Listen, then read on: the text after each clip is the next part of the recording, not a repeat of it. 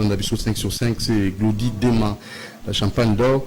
Oyazo pesa après la condoléance na la famille à Evelyne Camon, après la condoléance na Soussou, na famille artiste comédien, ou à tirer biso, on a un autre ami Dadi, donc des musiciens tout, des artistes à Camon, Dio Camon to Dadi pas Koufi, au Camon la plateau. Na invité frère Dieu, nous sommes bons chika au soukandé ni, nous bani na nous bons. Est-ce que vous avez la producteur, la difficulté nous en avons. D'abord souffrir pour ça là. Vous avez un Sokoda. Il y a toujours la difficulté, ils ont toujours été révélé. Au moins, les artistes à saler esprit naïe à composer nzembo, à bimisi ba possibilité naïe pour acquérir un studio, acquérir salle ba tournage, ba clip et pour maintenir un niveau à dépenser déjà ébélé. Donc il y a un gros bateau où il va se rabanzer mon abisso. Et pas à battre, et bien nous avons bandité à ce qui était usuel bénéficier quand on a comment souffrir. Ok, mais fort, hein. Donc ils ont passé. Donc et moi la question. On a vu on ici ils ont passé. Ils ont passé ma casse. On peut s'allumer le téléphone pour va soutenir rapidement. Bon, numéro là un téléphone ils ont plus 243 82 97 76 479. Bandela. Plus 243 82 97 76 479. Donc il y a des numéros dans le contact dans le Sobengaï pour que je sois direct. Honorable. Oui. Tous on là, habité ici pour l'artiste, on doit souffrir. Concert a fallu le 28 heures. Bamsoazo Dinguez à la télé, Bamsoazo Dinguez à la. En tant que député national, vous appelez un homme culturel. Donc au Banda on belé Simba. Tous ces cas, au Banda, au Salaba on belé la culture convaincable. Et vous en avez tout le monde plaît. Ce qu'on est-ce que Zali, est-ce que vous Simba ministère dit tu sais, c'est quoi juste comment sauver notre culture? C'est Pélé Malobandi qu'on a tout à l'heure. Tu sais les qu'on a. J'ose pas. Un pays où on ne respecte pas les artistes. C'est un pays qui n'évolue pas. Il faut un pays où on ne respecte pas l'artiste et qui va évoluer.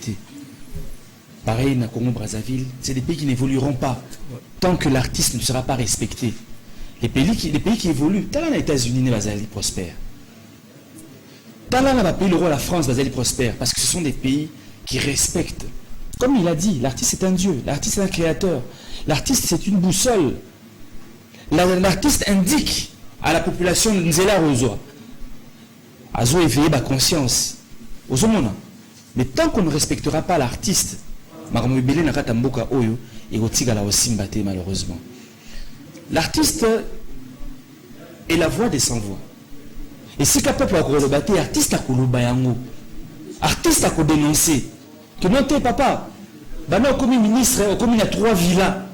L'artiste va le dénoncer. Même la peinture, il peut dénoncer la corruption. Donc, l'artiste est un éveilleur de conscience. Il est grand temps aujourd'hui que Congo pour respecter l'artiste. Là, c'est pour la rater tant on a artiste à Kofi. Il faut aussi là que maman telle a un peu sa vie sur ceux qui cercueillent. Non, on ne peut pas vivre comme ça. C'est pour ça qu'au niveau du Parlement, moi, il y a un Parlement, on a aussi. Je suis un opérateur culturel de grande renommée. Tout la politique culturelle et Congo. Que l'artiste a un statut. Tant que c'est dans le statut de l'artiste, c'est le statut de l'artiste. Et ça arrive tout justement pour qu'on évite d'exploiter l'artiste congolais. Au moins, l'artiste congolais, mingi, ça par exemple un ballet national, peut-être 30, mais n'a su qu'on peut payer $50. Ah, moi qui me dois un million. Badlaza 30, on peut savoir $50. Mais ceux qui statut de l'artiste est commis, tu dis qu'il y a un ballet, ceux qui basent à 20 personnes, tu dois les payer par exemple $3000.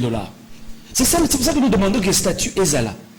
Et ça a été que nous, aux musiciens, aux politiciens, aux bannis qu'on exploité de A à Z. On peut essayer comme César Mawa. Non, c'est son travail. Il doit vivre de son travail. Et donc, au niveau du Parlement, moi, je ferai un effort, bien sûr. Non, ça, là, vraiment un grand effort pour que politique culturelle et Coca, vraiment, Coco Tanara tienne. Sokoda, c'est encore autre chose, mais ça, on pourra en parler dans une autre émission mieux approfondie, quoi. Voilà. Ok, honorable. Oui, statut, il y a l'artiste. Oui, nga lobaki yango boye. Omoni na lobai na kala ba mettre nginama ontamba liolo consort. Tant ba okende d'événement libanda statut moko malgré lelo eza bongote quand même maréchal Mobutu to mona ki asala ki amona ba artiste na à l'époque simbaki ba no voyager na sous protection ya l'état.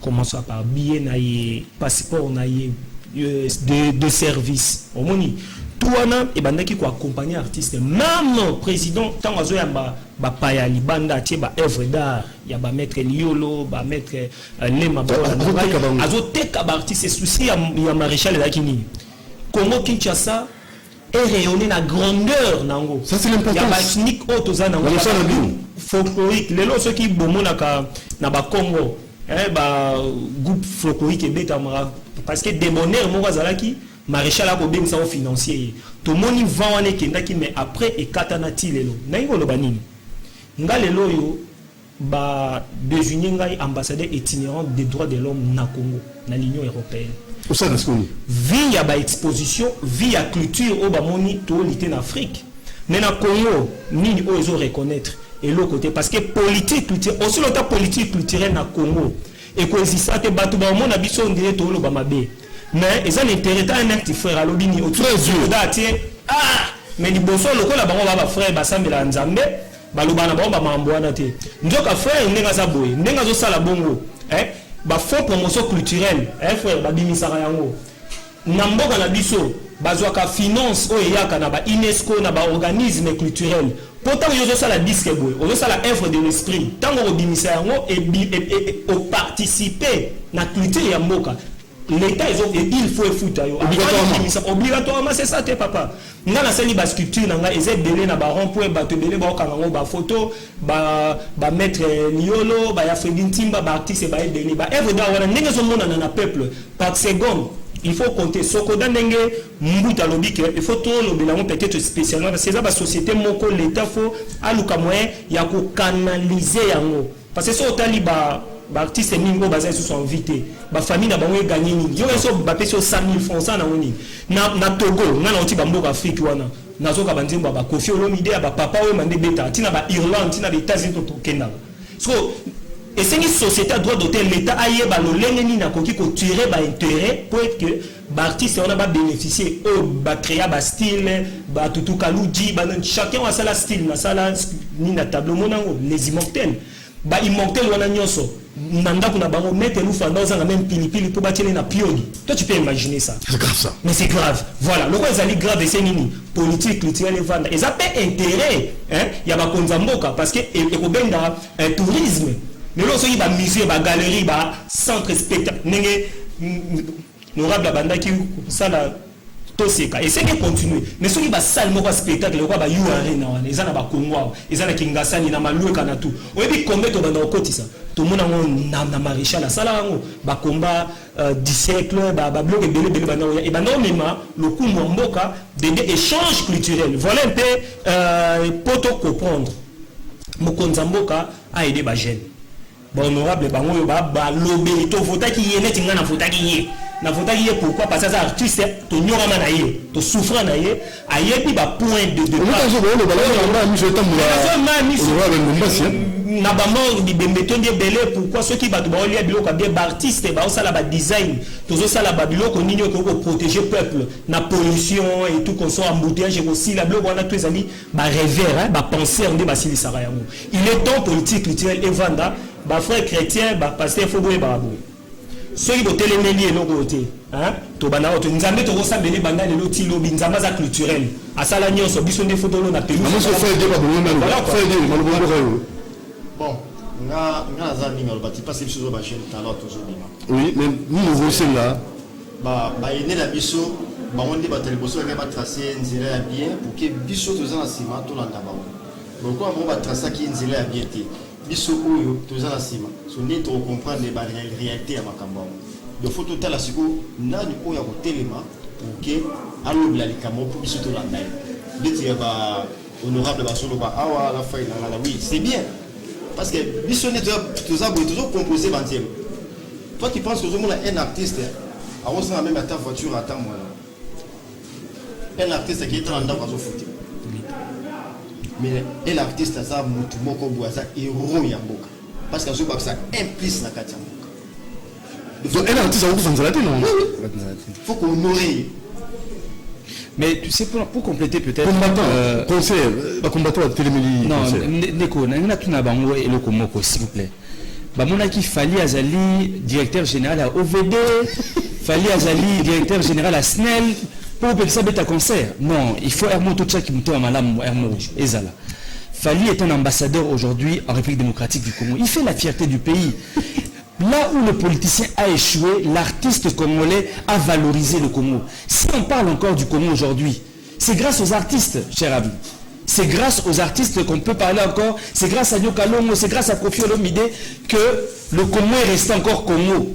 Mon cher, ce que nous sommes. Mais grâce à Fali, on peut dire, ah, le pays de Fali, ou pas. Le pays de Kofi Olomide. Donc je pense aujourd'hui qu'il ne faut pas qu'on se tire une balle au pied. Il ne faut pas qu'on se tire une balle au pied. Fali est un ambassadeur. Nous devons l'accompagner. Je pense que le combat qui a été mené par nos frères est juste à une certaine période. Le combat a été très noble, très juste. Mais aujourd'hui, Fali n'a tiré la monnaie mais la Kabila. Fali n'a tiré la monnaie mais la je ne sais pas, Asala Nzembo, pour Gakoumissa, je ne sais pas Kabila. Je n'ai jamais vu Fali faire ça.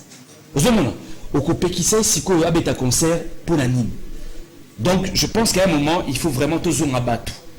Fali, à tirer le directeur général à la régie des hôtels.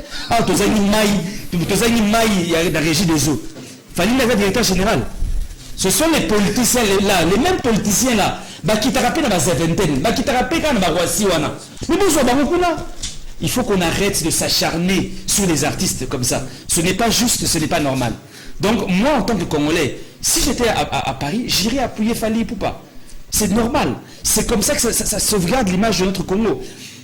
Aujourd'hui, prenez les... Monsieur le plan culturel, ça ne constitue pas prenez par exemple l'exemple aussi. Pourquoi on ne s'acharne qu'à Fali? Mais Maître Gims, il passe à sa Congolette. Pas bien, ça, on a beaucoup de choses. Maître Gims, il passe à Congolette. Bagapik, ça a été poigné.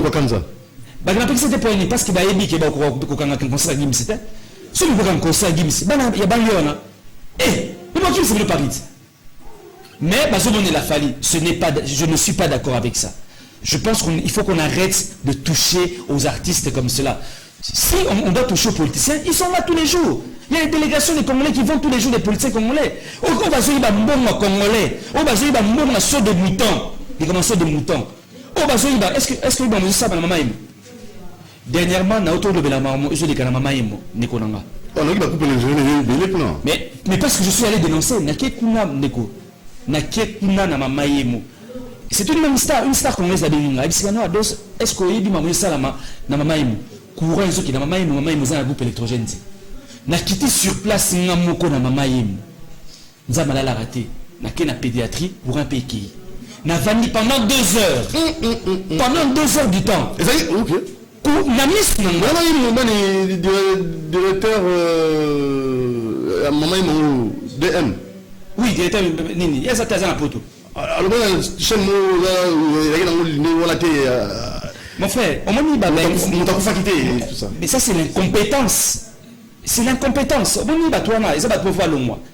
Le comité directeur on a mis son il faut pas le mois. C'est des gens irresponsables. Mais c'est directeur. Maman me coûte ça combien de bon par mois 300 000 $. Mais ça incapable de sommer un groupe électrogène. Incapable. Maman il va un inspirateur t. Tu m'as dit que tu as nzoto na bapine. Oh non, maman yo moi ça na 8 couveuse. Te ça na songa na bisa bato azo do mboka bango wana. Ça aussi c'est que ça qualité. On comprend ça te pour bisa bato azo do mboka bango wana. Donc maman yo tu imagines que bana ba prématuré, ba ça très fragile. Maman nous a na 8 couveuses défectueuses, les airs au débat.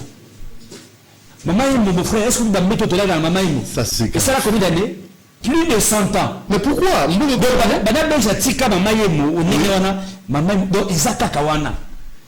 Nous sommes gérés par des incompétents.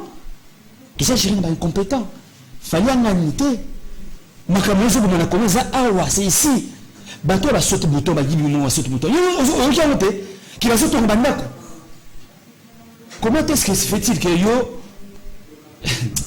ozotonga ndaku na chinois ozotonga na pompage yenda azotongela ope na ndaku na yo. Ça n'a pas de sens. Voilà les personnes qui tuent le pays. Fali Yamanité. Okay. Arrêtons d'être méchants. Ah non, je te dis mon frère. Arrêtons d'être méchants envers bien sûr les artistes. Déjà que le peuple, le pays est déjà méchant envers nous. Politique culturelle et athée. L'artiste qu'on a un statut. Mais quel critère, en fait, ministre de la culture aux Anglais? Peut-être aux APK, il y a ministre de la culture. Il faut comme les Kamuyamboka. On reprend. Et ça ministre de la culture. C'est politique, mon cher ami. Et puis, cher ami, tu sais peut-être des pays comme la France. La France, chaque année, investit combien de dollars? Combien d'euros? La France, chaque année, investit plus de 2 milliards d'euros dans le secteur culturel. Et le secteur culturel rapporte plus de 10 milliards. Alors la solution c'est laquelle? Parce qu'il nous reste quelques 6 minutes. Il faut de la grandeur. La grandeur. Le Congo, il faut la grandeur. Qui ont de la vision. Mais le pays, paradoxe, pays riche, population pauvre. Mais tout ce arrêtons d'être un slogan aussi. Slogan. Non, travaillons. Comment ça va slogan belé aux 5 chantiers pour intimider le peuple. Révolution de la modernité. Intimidation. Travaillons réellement pour le besoin et le peuple congolais. Donc, il y a au niveau Parlement. Je défendrai le peuple congolais. Ok? Je défendrai en sorte que l'artiste a comme la politique congolaise, comme la politique culturelle, mais et comme un peu bien sûr l'artiste qu'on a à la statue. La culture peut rapporter énormément. C'est ça. La culture peut rapporter beaucoup à ce pays. Notre frère dit Azana politique, je ne sais pas comment député, mais soutien. Non, moi je ne suis pas un producteur. Je suis un député national. Mais un opérateur culturel. Oui, un opérateur culturel. Quand je vais au Parlement, je vais parler pour tous les artistes, pas pour un seul artiste. Okay. Je parle pour tous les artistes. Je parle pour toutes les corporations. Les cinéastes, les théâtre, les danse, les musique. Je parle pour toutes les corporations. Et ça, c'est mon travail, bien sûr. Mais comment on peut vous joindre? Très souvent, mon numéro de téléphone, c'est le 099 99 11 972. 099 99 11 972. Mais pas comme la ligne WhatsApp. Très bien. Pas comme la WhatsApp. Je vais toujours réagir, je vais toujours répondre. En tout cas, merci beaucoup à toute la grande équipe. Ça a été un plaisir de revenir sur ton plateau. Naïbi, Nimo Marabissona, Jean Boubal, pendant la période de la campagne. En tout cas, merci pour. Voilà le candidat, nous sommes candidat à la plateau. Tu sauté au tel gars dans le Parlement. Zamazalo Kumwara. Tu manques un grand Boubal. Voilà, JL. Non, voilà. La solution, c'est laquelle? Solution Ali, Falia Beta. Et c'est que diaspora va comprendre que l'ité a qui bien main. Occupants au bisoto ciblé les amis mingi de Belges, des Américains, des Français. On va occuper Congo. Papa c'est moi qui m'en. Na obeka c'était wana lobaki il y a 3 pouvoirs.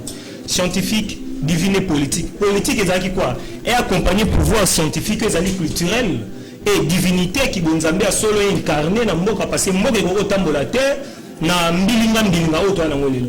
Et c'est un dialogue moko et salama ba konzamboka ba luka ba culturel capable. Et to vanda tout autour d'une table to ba point de départ auto ko tia nenge nini mboka na biso to tombola ngo sur le plan culturel. Sinon toza ko ba compte à rendre comme on l'a que to avancer toza ko reculer. Alors bangunya ba gagner terrain Congo za ko avancer na rien. Nzoka budget mingo bachaka la bamboka musu pour la culture et pas na biso je ne sais pas même ceux qui ata budget ngita marata ya $100 à pamba ba obiso todo sala o to kina na ba propre frère na biso moko na ba billet na biso moko ba œuvre ya yo moko mais otombola honneur ya mboka hymne national ya mboka même ba promotion o tozo zwa libanda ezo bénéficier na honneur à Congo mais yo mozo gagner rien na mokuse grandeur ya Congo et sengi ezala à travers les arts à travers la culture. Comment vous contactez? Bon, 080 plus 243 81 28 95 891 plus 243 81 28 95 891 ngai naza musée siège eza na Maisha Park na place Arkimbangu ezali toujours travailler wana avec tous les artistes et plasticiens et en art visuel vision na biso ali to rayonner le kimbanguisme à travers l'art et à travers la culture pour Congo na grandeur nango ezala plus beau qu'avant ndenge sa divinité papa Simon Kimbangu qui a le tout puissant Dieu grand bonsoir la lobaki wana vraiment donc merci na CCTV merci na balandi bana Congo ba imboka o ba mpesi na culture et la famille nanga mobimba na Yusline donc voilà culture na biso des ali pilier bobo ça n'a pas loufoté ba culturel ba sculpteur ba doyen na biso to fungola monoko to lo ba fait que papa loufoa to kundaye na d'unité na lolenge sengeli pour artiste azanza bon moki on a eu à travers l'art à travers ça fait mal mais ça fait mal mais nous avons su là frère Dieu na dit que ça on a besoin de Rwanda Glody Dema champagne d'or à ce pays na makanisto mingi ba des opérations qui togo mingi bon frère Dieu très rapidement pourquoi nous allons il y a aucun scénario pour la roba ni bakota to bakoma ba artiste na groupe na yo ba osande ni to ba longa pas la bomba pas na pourquoi mes akaka la piste de chaîne numéro de téléphone ceux qui osent na posa ya kokota na groupe bien pour les deux frères Dieu numéro de chaîne la piste qui plus 240 plus 243 82 97 76 plus 243 82 97 76 donc na repesa yo programme ya groupe nina lobaka eloko moko bande ko boye de biso surtout nga nazana ngai jeune talent na zobi malanga kaka na ndenge na ngai lo banzembu na ngai s'il vous plaît pas pirater ko pirater ngo so pirater ngo ça y o pirater ngo yena nzambe na ye OK na raison ngo la ngo non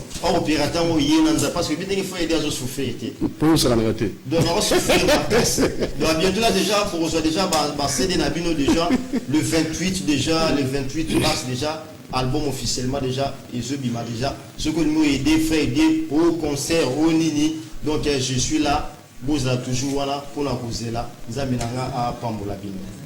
Très bien allez frère Dieu le artiste Dieu a banana musique kala au 20 ans depuis la bonjour ah bah c'est pas le trop la zone n'a parlé là ah bah tisa Congo c'est TV il y a mal au jour yamba ça me rappelle ezalaki nzembo ya pour la bala pasteur Philippe bala ndo pa ya mototo bala ndo pa ya menanga ya bolingo na koma yango na livre d'or ya motema on m'a appelé à menea na embeli na remix souvenir livre d'or o maloba mamoko motama bimi pona yo boetalinga bonzenga boyo nazangi marona sali boyo na bien on m'a gâteau vert OK na travail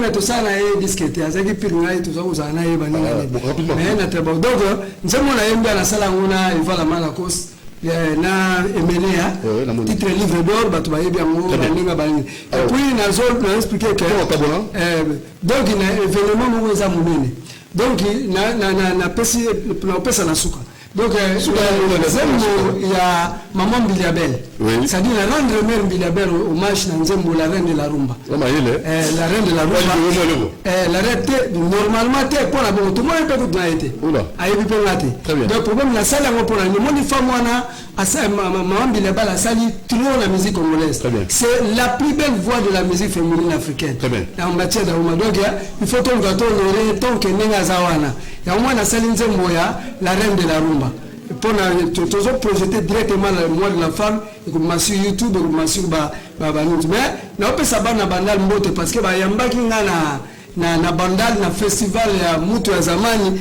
et là qui carton là na matin na podo merci beaucoup à la prochaine occasion na nzembo taibas très bien ngwana donc pour na kushike na pesi bana Koweït tout mbote na pesi comment kini nani taibas si on a lobi mota cheke parce que ba yebi mota cheke to le monde mota ba américain ba complexe wana abo cheke alors maman je o yemba nzembo soki mtakufi puis na pesi Basile Somboa na Basile Somboa puis na ba il y a artiste là ils sont dans problème au kufeli mutu wa yemba ya yemba so dans anniversaire yemba nzembo anniversaire wa yemba so libala wa yemba so ipe do wa yemba na même journée de la femme pas yembi yemba ba événement bon moment là jamais si Doudou Moutiri nini malamu kaka yote alors ba ko ngi biso ba yemba nzembo ba yemba nzembo bon ceux qui veulent pas bien nga ba contacter ta numéro na yote très bien ba contacter numéro ba maman et ndenge boza nzembo la bina journée de la femme eza déjà na audio beaucoup taka na internet et moi de la femme mais déjà on a préparé clip nanga à la semaine prochaine vraiment la journée de la femme na sina sali de na bon no parité na lié bien on tout moi on rappelle Jean-Pierre Bemba Gombo ya Jean-Pierre Bemba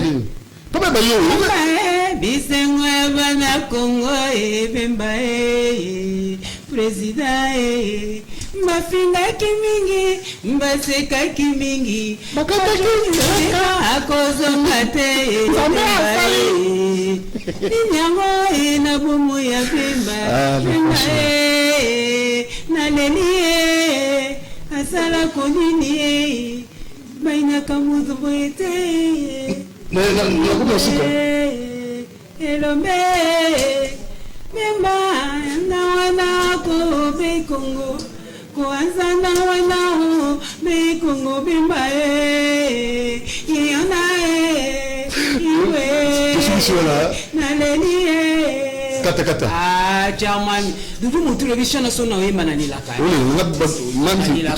monsieur Sili c'est fini. Merci à maman Jeannette, merci à yo papa. Merci pour là vraiment donc tout soutenir ma campagne mère Milabel parce que ça c'est l'icône de la musique féminine. Merci la personne na bino banso na kubandana équipe na biso. Numéro de téléphone na contact 082 22 45 871. 082 22 45 871 ba maman et bo soutenir tenza mon abilo ba Natasha Mbenza ye moko alobiki ya ko soutenir nga mosi ya Dudu Muntiri apeleli yo merci à tout le poto amen oui pour ensuite ça fait bien